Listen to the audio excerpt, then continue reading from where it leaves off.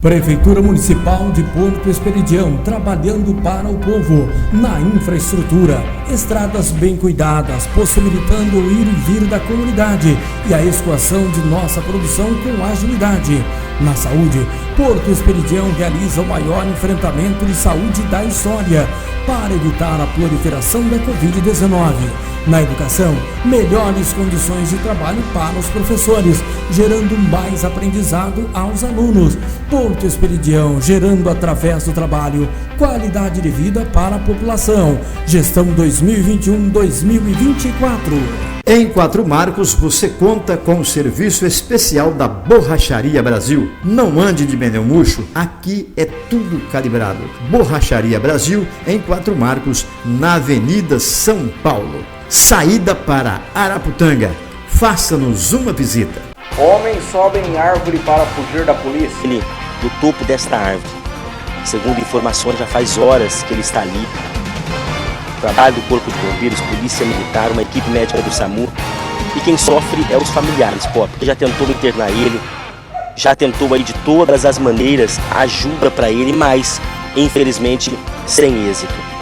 Defesa do vereador de General Canedo se manifesta. A defesa irá recorrer pedindo pela liberdade de todos os acusados, diante de vários fatos e circunstâncias que ficaram sem explicações. Uma delas seria o fato de os acusados terem sido abordados em torno de 10 horas da noite e a polícia só ser acionada às 5 horas da manhã.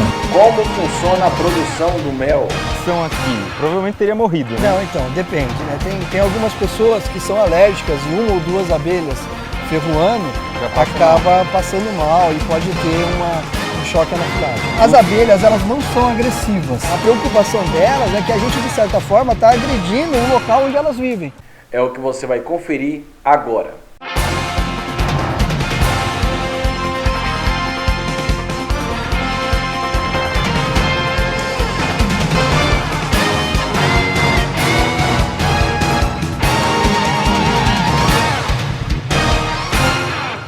Boa tarde! Estamos iniciando aqui mais uma edição do nosso jornal Folha do Vale. Tem uma ótima quarta-feira para você. Tivemos uma chuvinha aí para abafar aquela poeira, aquele calor imenso que estava tendo. Dia 14/9/2022 é a data de hoje. Uma ótima quarta-feira. Está só começando a nossa programação do nosso jornal e a sua audiência é muito querida pela gente.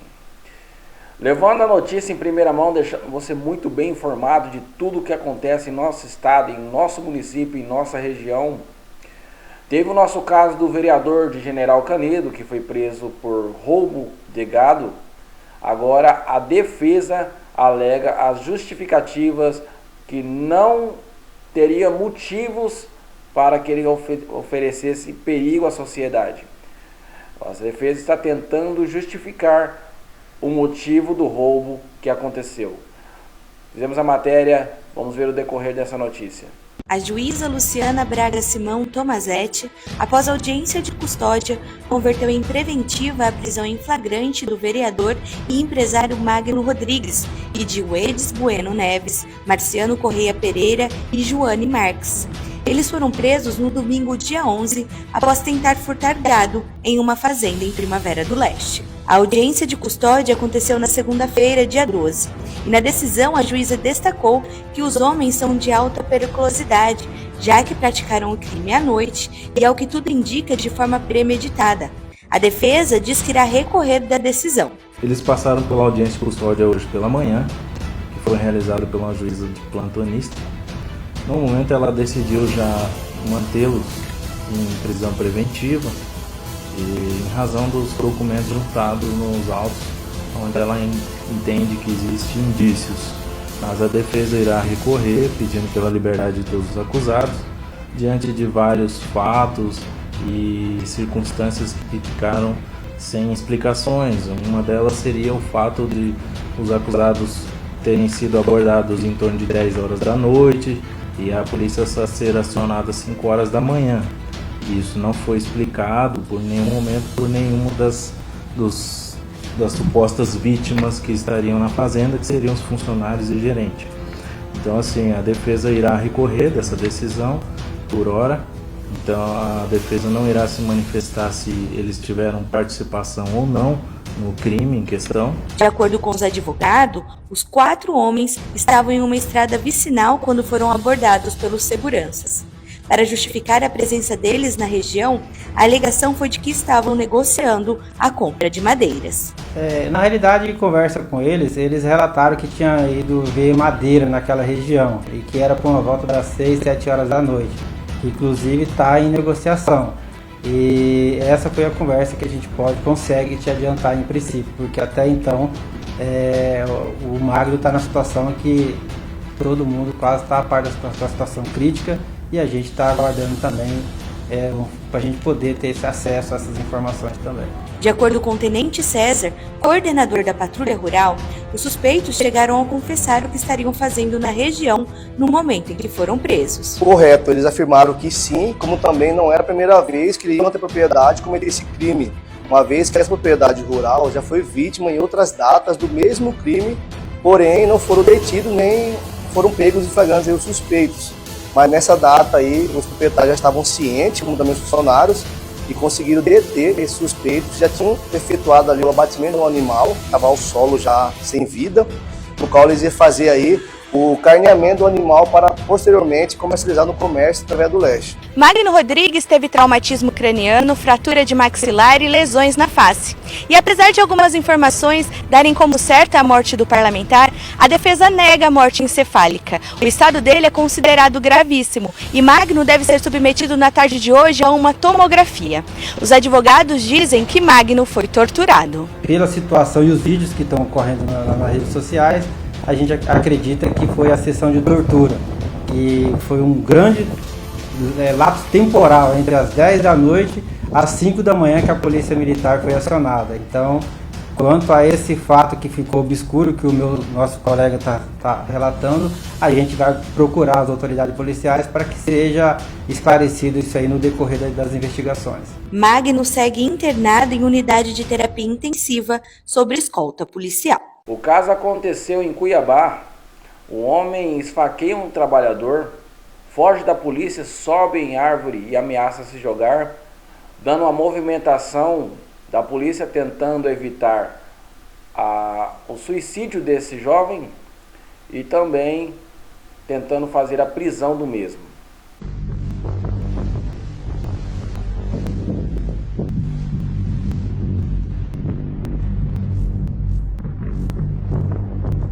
A nossa equipe de reportagem aqui na região do Nico Baracate, em Cuiabá. Infelizmente, um homem de 34 anos esfaqueou um trabalhador. Segundo informações, ele tem problema psicológico. Todos empenhados, segurança pública, polícia militar, equipes de Rotan, corpo de bombeiros e SAMU também está aqui.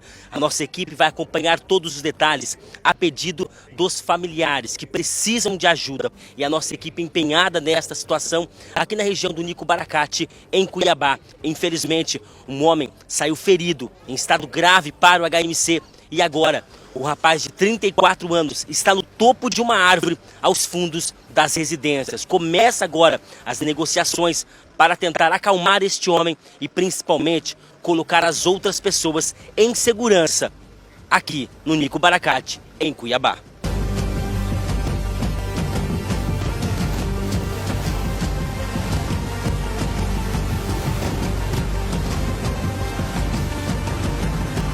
O pedreiro foi em estado grave para o HMC e agora você acompanha equipes do Corpo de Bombeiros conversando com ele, tentando tirar ele do topo desta árvore.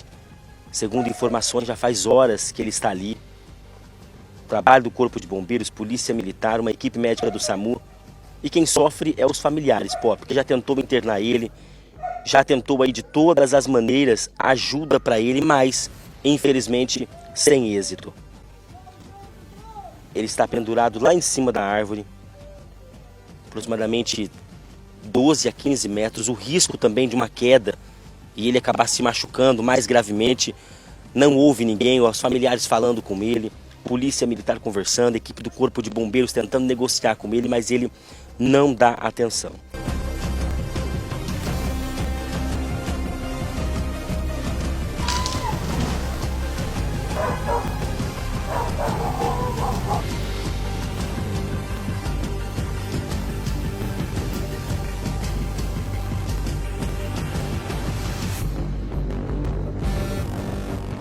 ocorrência bastante complexa, que requer cuidados, né? A nossa preocupação era fazer com que a vítima, no primeiro momento, da conversação para que ele descesse, né?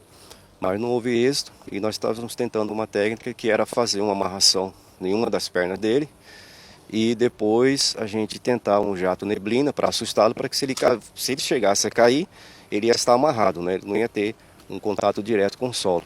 Mas infelizmente ele foi tentar dar mais um passo e como ele estava no último galho da árvore, um galho fino, não sustentou, ele veio a cair, mas nós conseguimos sustentá-lo, amortecer a queda com a rede e um colchão de casal que estava no solo, né? Ele, graças a Deus, não bateu a cabeça, não sofreu um outro tipo de trauma mais complexo, só foi uma fratura no tornozelo esquerdo.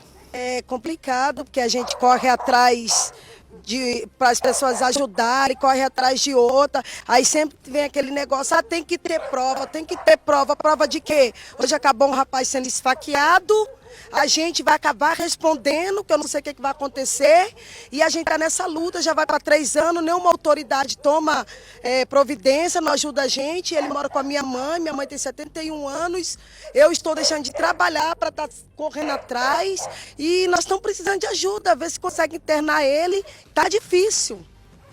É difícil porque às vezes sai daqui, aí ele toma medicação, vai para o Adalto Botelho, ele fica alguns dias, mas depois ele volta para o convívio familiar e no convívio familiar volta tudo a mesma coisa, né? E até vocês comentaram com a gente em off que sempre ele fala que o foco dele é matar a própria mãe, né? Ele quer matar minha mãe. Tiramos nossa mãe daqui, já 3 dias ele surtado e temos que estar sempre chamando a polícia, o SAMU para dar guarda aqui e o negócio dele é matar minha mãe e a gente não sabe mais o que fazer, que as nossas vidas parou. Quando ele surta, parou, agora ele está nessa situação e a gente precisa muito de ajuda. Quem puder ajudar, dá uma ajuda aí para a gente internar ele para o tratamento sério.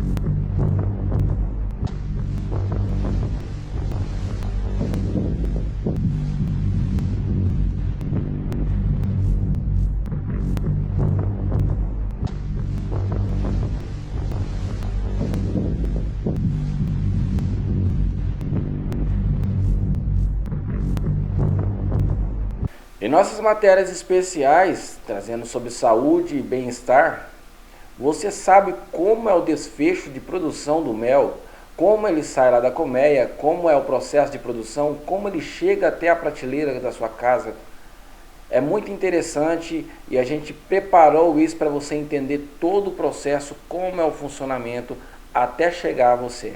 Hoje a gente está aqui em Itapira, na divisa de São Paulo com Minas Gerais, para ver como é produzido mel. Bora ver.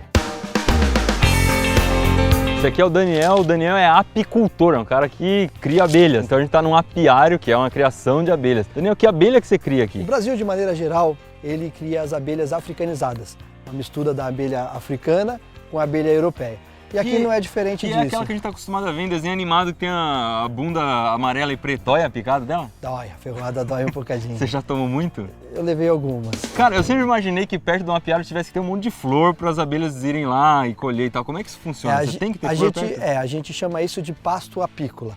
A produção de mel está diretamente relacionada com a flora existente e com as abelhas. As abelhas elas vão se deslocar até uma flor, vão coletar néctar e vão trazer esse néctar para dentro da colmeia. Nesse percurso ela vai transformando o néctar, quebrando sacarose em glicose e frutose, para depositar nos nossos alvéolos e formar o mel. O mel é tipo um regurgitado de abelha. É um regurgitado da abelha. Próprio, natural e que só elas conseguem produzir. O homem ainda não conseguiu sintetizá-lo e ter um produto como é o mel pra gente hoje. Então quando a gente lê no rótulo ali que o mel é de flor de eucalipto, significa que tem uma plantação de eucalipto perto, ou flor de laranjeira é uma... Uma plantação de eucalipto, como você falou, elas vão buscar néctar nas flores de eucalipto, mas elas também podem buscar em flores silvestres do lado, ou se tiver uma plantação de laranja do lado. Não dá para treinar a abelha para escolher buscar o que ela vai escolher. Ela acaba indo, quando a gente coloca as abelhas, o que a gente chama de é apicultura migratória.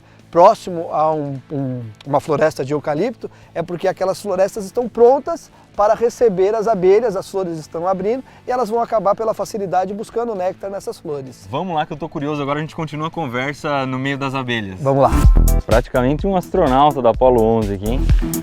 Olha, já vai fumaceando na frente ali que é pra espantar as bichinhas. Na verdade ele tá colocando todas elas dentro da colmeia. Ah, elas vão pra dentro quando fumaceia? Vocês não imaginam o medo que eu tô da minha roupa ter algum buraquinho. Cada caixa dessa tem de 80 a 100 mil abelhas. Cada colmeia dessa tem uma rainha dentro. Entendi. A rainha dura praticamente de 2 a 5 anos. Enquanto cada abelhinha, cada operária dessa que a gente está vendo, tem tempo de vida de 30 dias aproximadamente. E quando morre a rainha, o que acontece com a colmeia? As próprias operárias produzem uma rainha nova. Então se a gente der sorte, a gente vai ver a realeira ali dentro, que é o local onde é depositado um ovo, um espaço maior, para onde uma rainha pode ser produzida. Esse aqui é o zangão? Esse aqui é um zangão. E ele não tem veneno, ele não ferrou. A finalidade dele é procriação. Ele vai fecundar uma princesa e vai torná-la rainha. Nossa! Esse é um favo, a gente fala operculado. Ele tá fechado. Ele tá fechado, as abelhas trouxeram o néctar dessa flora local, a gente tem basicamente aqui eucalipto. As abelhas trazem o néctar aqui para dentro e com o movimento das abelhas, esse mel vai secando e vai chegando a uma umidade inferior a 20% de água. Isso aqui é cera que tem aqui em cima e tá fechado, pronto para colheita. Fazem a tampinha em cima. Fazem uma tampinha. Mas o mais importante que é a produção de mel e um serviço que as abelhas prestam para a humanidade é a polinização. Então elas são responsáveis para levar o pólen até uma flor e dessa flor a gente gerar frutos. Então maçã, melancia, kiwi, a laranja, são frutos que teriam dificuldade de continuar na sua existência se a gente não tivesse a presença dessa maravilha que são as abelhas. Tá escutando os unidos delas? Tô, parece que tem uma cachoeira dentro. O som que a gente ouve aqui é meio assustador, né? É um som gostoso. Elas estão cantando para nós. Então isso que ele está tirando são os quadros, onde as abelhas elas depositam, não sei se a gente tem um aberto sem estar alveolado, eles não estão operculados ainda. Isso quer dizer que ela não completou com mel ou que ele não secou ainda? Ainda não está 100% seco e dessa forma ela não depositou essa camada de cera, fazendo a operculação e mantendo o mel pronto já para a colheita. Essa caixa de baixo é o ninho e essas duas caixas que a gente tem aqui em cima são as melgueiras. Tá. Ai! Cara do céu. Então aqui é o ninho. Tá, o amarelo é pólen. E o que é esse aqui que tá fechado? É mel também? É a cria. A cria tá aí dentro. Os filhotinhos de abelha estão aí dentro. As filhotinhas de abelha leva cerca de 25 dias para uma abelhinha dessa nascer. Aqui é uma realeira, onde é depositado a postura para ser feita uma nova rainha. A rainha que a gente tem aqui é a mãe de todas essas abelhas. Olha como as abelhas estão tentando picar o Daniel aqui.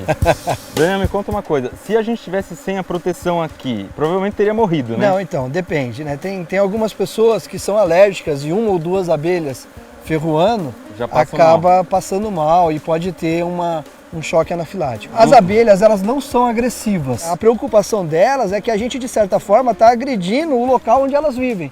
Claro, claro, mas se a gente fizesse isso, abrisse a colmeia sem proteção... Não, aí... nós correríamos algum risco. Vou te falar que é bem mais impressionante do que eu imaginava. Olha o zangão aqui. O zangão só tumultua a colmeia, finalidade de reprodução. Você tem ideia de quantos zangões existem? Cerca de 400 zangões por colmeia. Cada um desses é um quadro. E aí ele retirou uma cheia que nós enchemos ali, ó. E vai repor com outra. E ele tá repondo com outra. De modo que elas possam encher agora esse com mel de novo. Com mel de novo. Eu não sabia que aproveitava a parte da cera. Acaba facilitando o trabalho das abelhas. Por onde que ela entra aqui? Ah, é ali embaixo que é a entrada. Olha só isso aqui. É uma corrente de abelhas.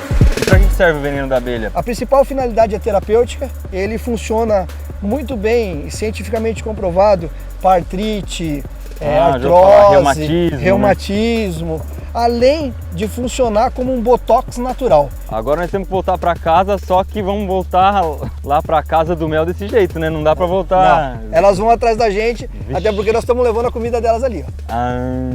Vamos lá ver então como tirar o mel desses favos. Que tal dirigindo um carro cheio de abelhas? Meu, vocês não fazem ideia, tem umas 20 abelhas aqui dentro do carro.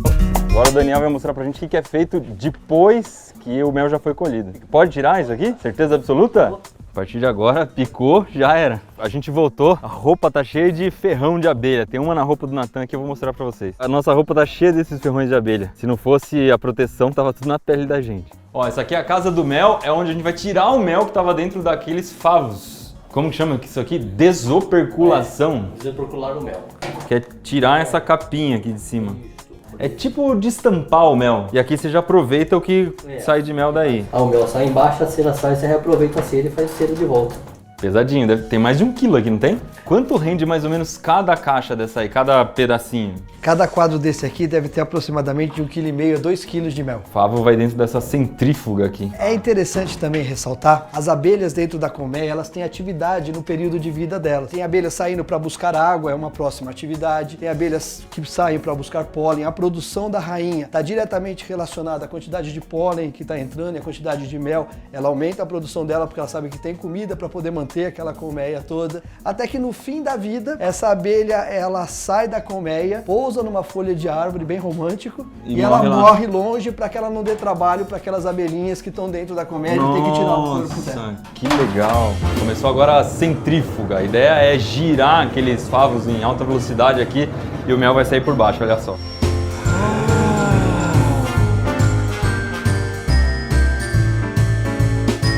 Nossa! O favo saiu sequinho.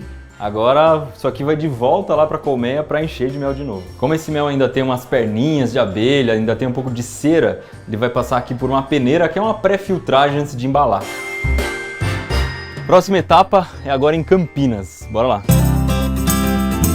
Cada lugar tem um uniforme diferente. Aqui que chega então? Aqui que chega. Então aquele mel que a gente colheu lá no apiário, veio para cá para Campinas e são depositados nessas latas, armazenados até a utilização. Tá tudo cheio? Tudo cheio. Ele fica meio, parece açúcar, né? A maioria, talvez todos os méis venham a cristalizar. A cristalização está diretamente relacionada com os açúcares que tem aqui dentro.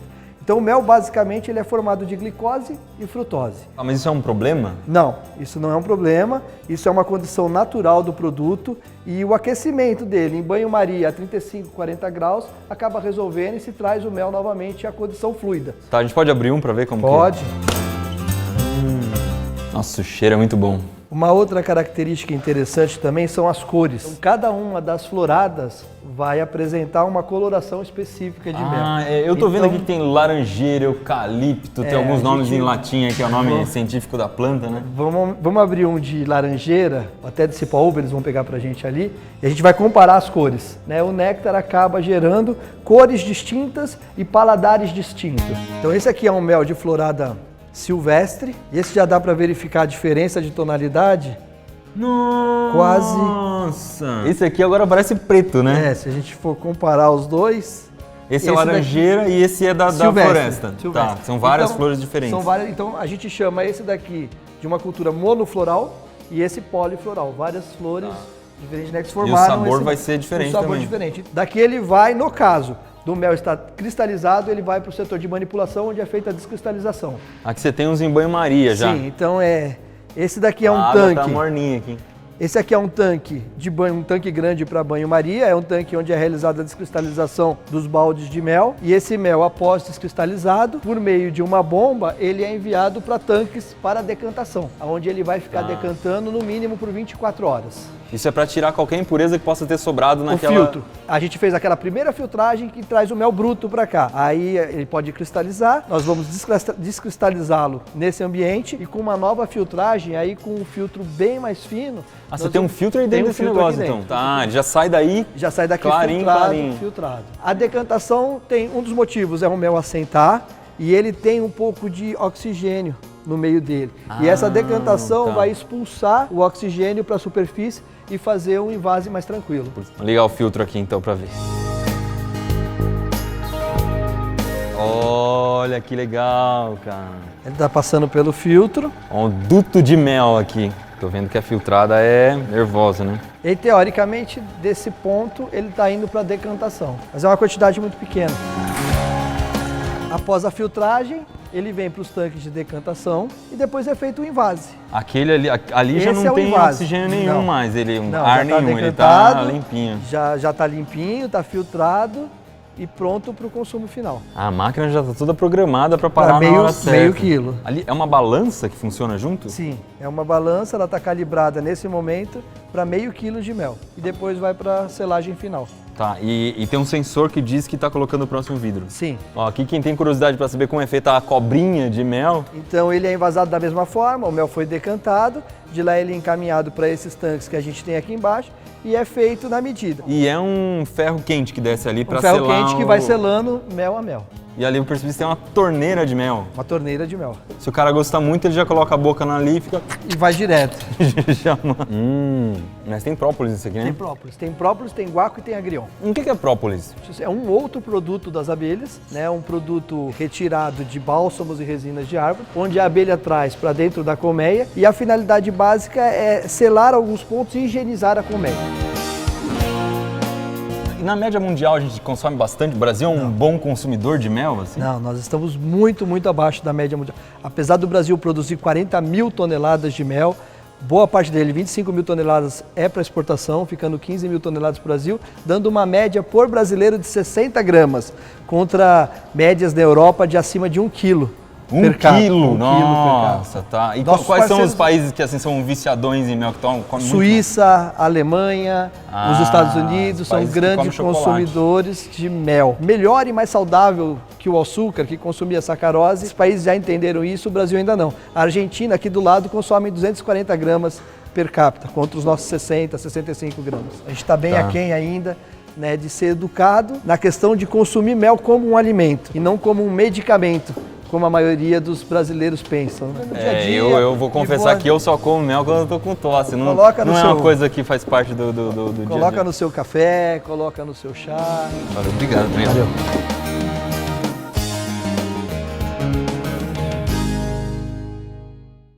Bem, amigos, encerramos aqui mais uma edição do nosso jornal Folha do Vale. Agradeço a todos vocês de todo o coração pela presença, pela preferência conosco. Fique com Deus. Amanhã a gente se encontra novamente no intuito de levar a notícia para você, deixar você bem informado. Até amanhã. Boa tarde.